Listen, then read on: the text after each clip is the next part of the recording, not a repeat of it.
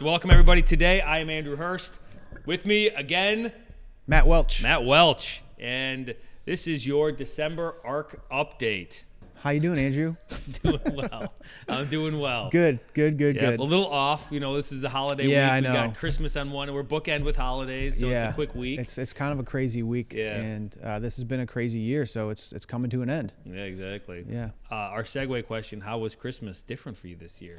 Seeing as it's a weird year, how was Christmas? It was different. Yeah. We usually have the big. My mom's side's Italian. We have the big Italian party on Christmas Eve. Love it. I have a lot of cousins. They have a lot of kids. It's crazy, and I look forward to it every year. And this is the first year of my whole life that did not happen. So that's kind of a sad thing, you know. But we're hoping to be back next year. And how about you? 2021 strong.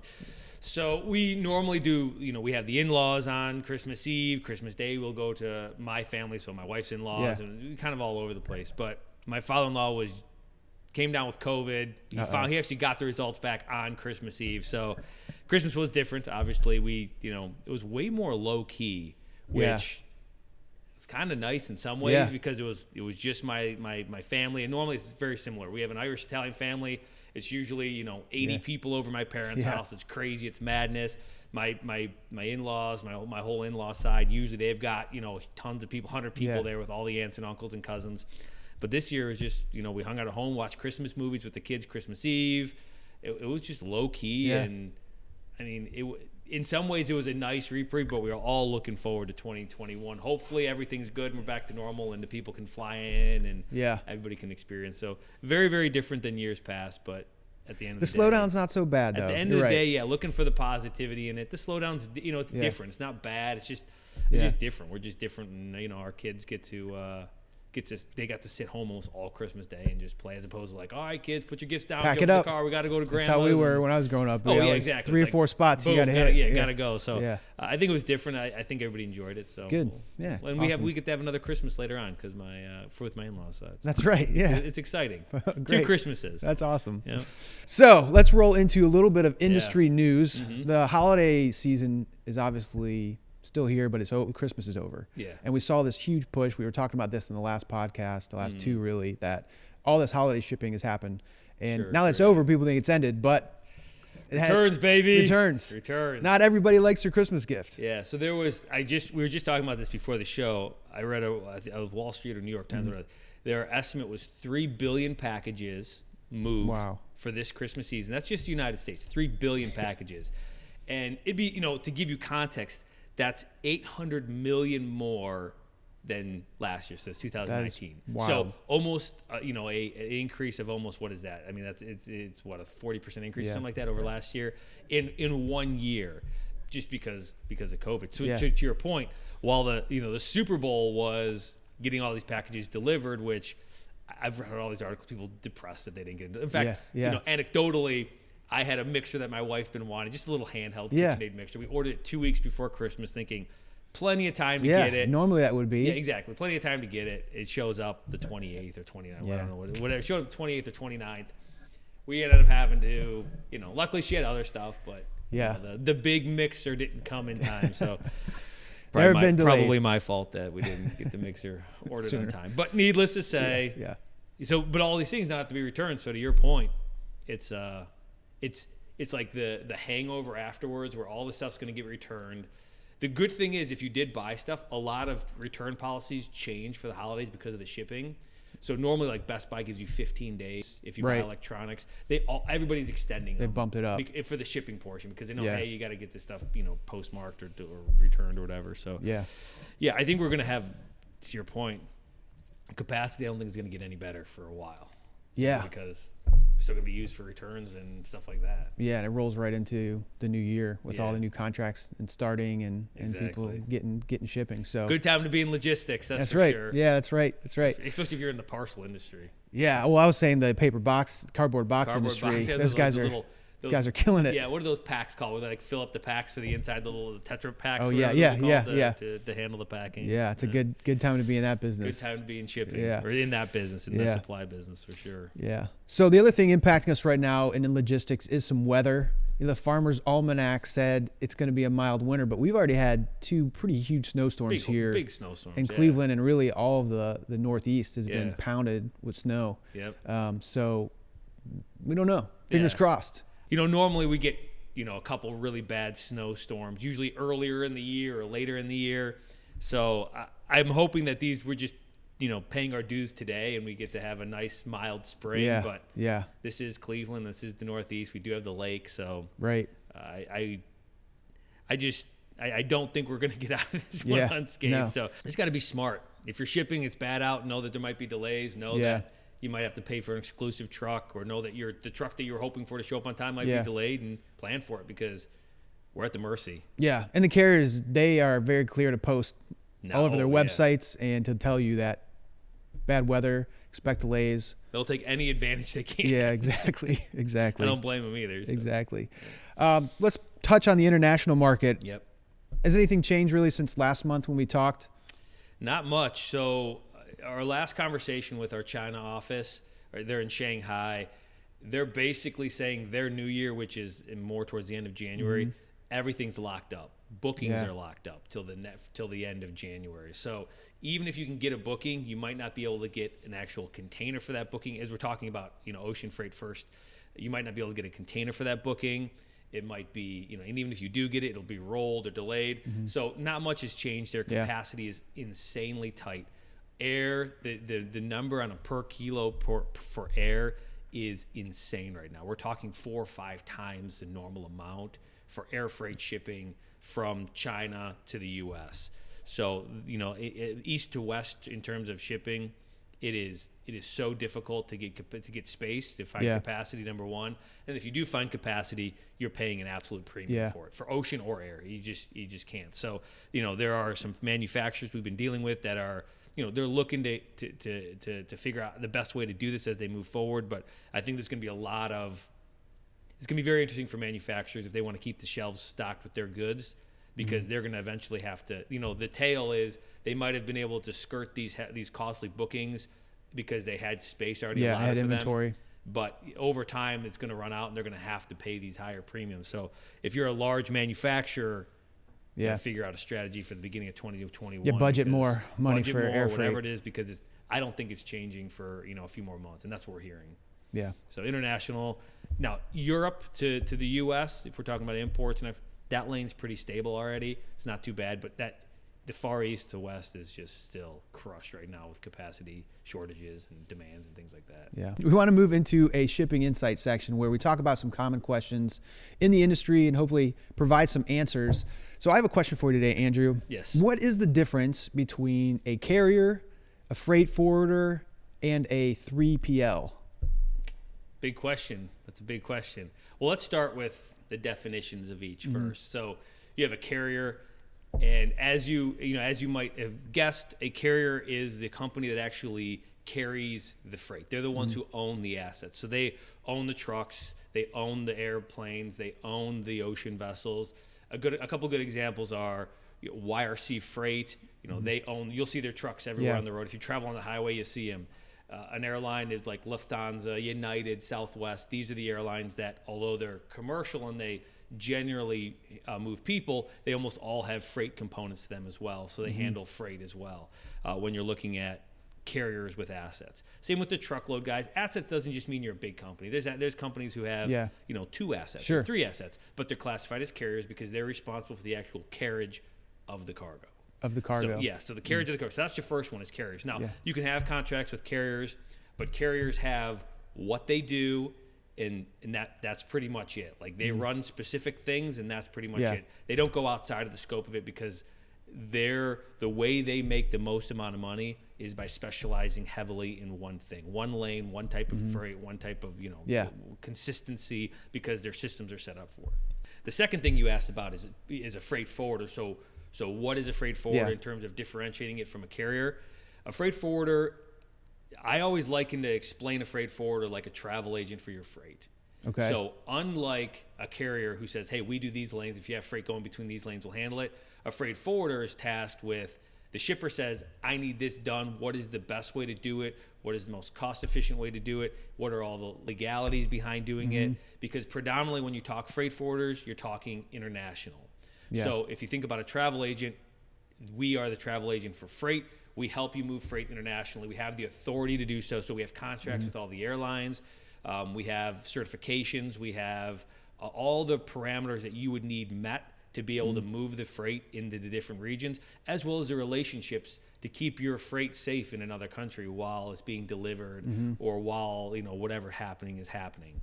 And this is very different from a carrier, because a carrier very rarely will bother themselves with a first mile or last mile or customs clearance or proper paperwork and documentation, which the freight forwarder handles all that. So they've got the relationship with the carriers, they got the relationship with the first mile guys, the last mile people, and they kind of arrange and orchestrate the whole move or a part of the move depending on what makes sense for that shipment. Now, can a shipper book with carriers directly, or do they need to use a freight forwarder? Yeah, so no. I mean, a shipper can obviously book with a carrier directly, but in the case of international or air freight or ocean, rarely does a shipper have the clout to do that. Yeah. So your big firms, if you look at like a General Electric or Ford or GM, they'll have contracts directly with certain parts of the shipping. So they might have contracts directly with the ocean line or contracts directly with an airline, but they still will usually be attached to a forwarder or have a forwarder kind of built into their traffic department that handles all the paperwork and the legal side of actual transportation. So yes and no. Very rarely will you see a small shipper have their own contract rates with large carriers outside of your typical LTL carriers. Just because the complexities and the authority and the certifications require a level of require a lot of movement to make it worth it for them. Sure. So gotcha. It's systems, all that sort of stuff. You need to make it worthwhile. Okay. So to your answer, yes, but rarely. Rarely. Yeah. That leaves us with our last option, a 3PL. Yes. I know it stands for third-party logistics, but can you tell us what is a 3PL? So similar to a freight forwarder, a 3PL is responsible for the transportation of the freight, but they don't own any of the assets. The difference is a 3PL, they also don't necessarily have any unique certifications or authority to do stuff. It's more, 3PLs are more on the monetary side of the actual logistics transaction. Their goal is really to help their shippers buy better. And that means relationships with carriers that they have, negotiation tactics with carriers they have, visibility, reporting, systems like a TMS system that allows them to have visibility and things like that. That's really what a 3PL is. A 3PL is to a shipper should be providing them with technology, knowledge, all in an effort to drive down the actual transportation and shipping costs of more commoditized or routine shipping. Now that's not all 3PLs do. They, over the years they've become way more sophisticated and they can do larger projects. You think of scheduled transportation, like, the Family Dollar, Family Dollar gets their stock every single night. That's considered 3PL work because they're arranging the transportation. So there are more complex 3PL environments, but at the onset, really it's the arranging of transportation, obviously using other people's assets, but really always focused on the monetary side of it. They handle the reconciliation, they handle all those types of things that are cumbersome for a shipper. Yeah. And kind of, I always like to think of it as like an Expedia, right? Where you put in your lanes that you want to go, and they're going to give you a bunch of different options on prices and carriers and all rates that they've negotiated on your behalf. Yes. And you get to pick the lowest rate, right? Exactly. That's exactly how it works. And then now they're augmenting it with visibility reporting,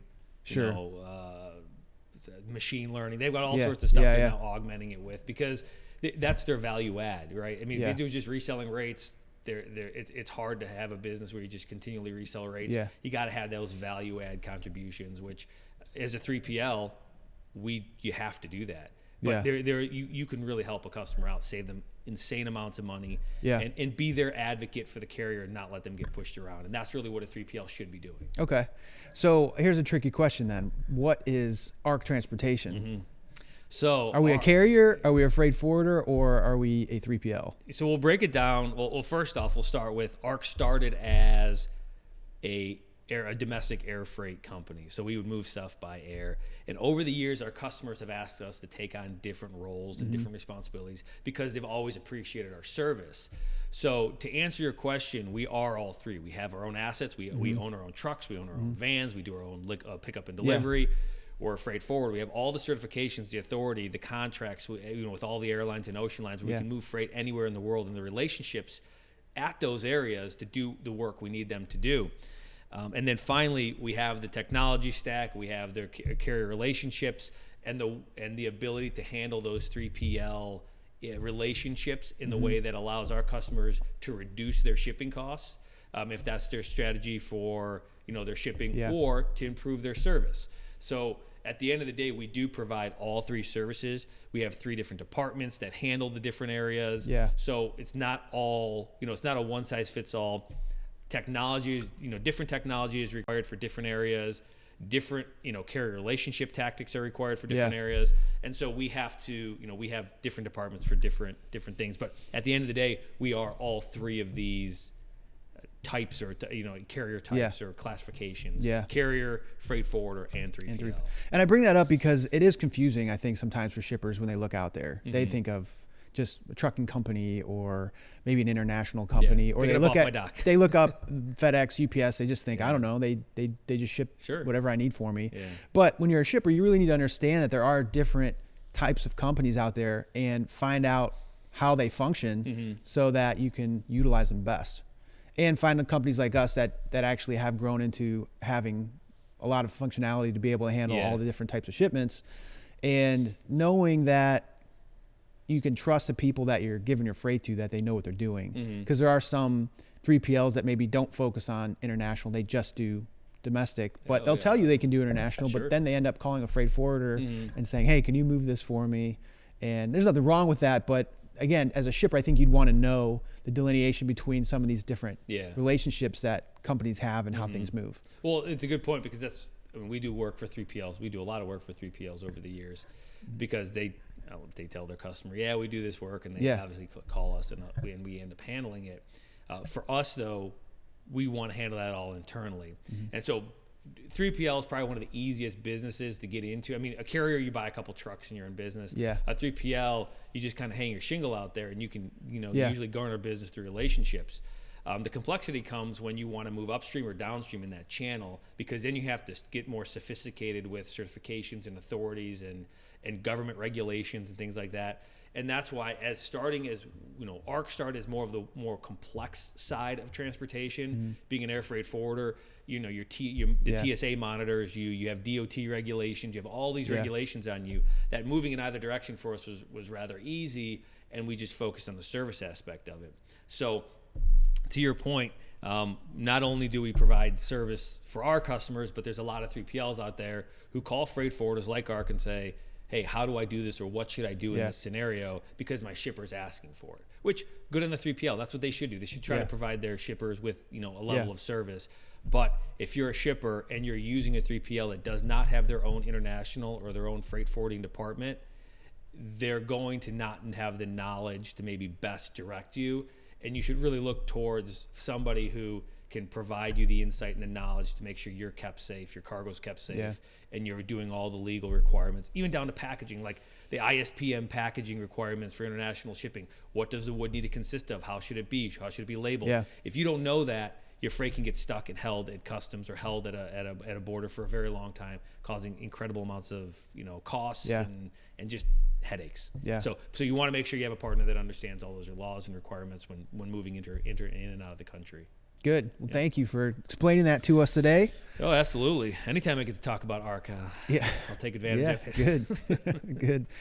Some company news. We had some stuff happening in December around the office. Our truckload team is expanding. We have some new contracts we're bringing on board, so we're expanding our truck team. So we've hired a few people to fill in the truckload space. So we're super excited. We feel, when we hire someone at ARC, we're always focused on culture. That's our number one focus. We've spent a lot of energy on, our EOS implementation. We talked about it a while back. So we want to make sure the people that join our team have that culture component. So as we've added these individuals, we do believe they have that cultural component.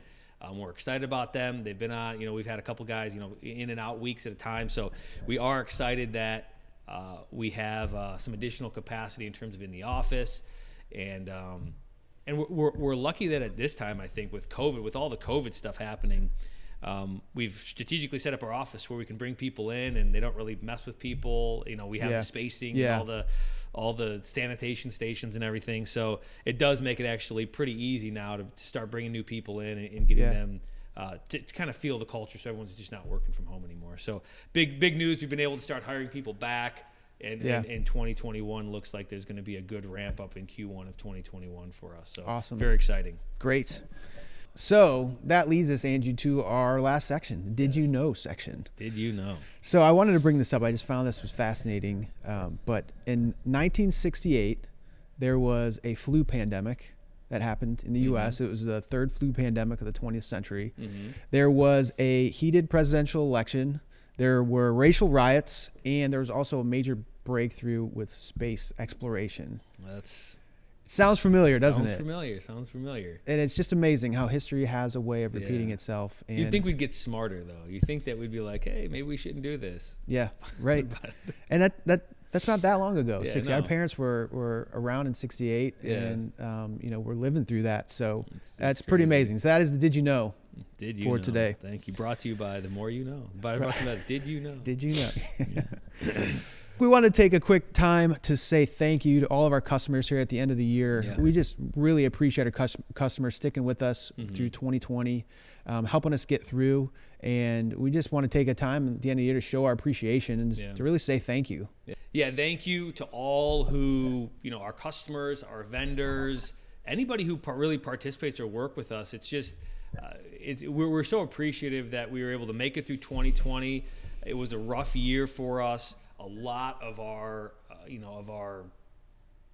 relationships have been strained just due to COVID, due to companies either closing up or due to just negative impacts of the COVID virus.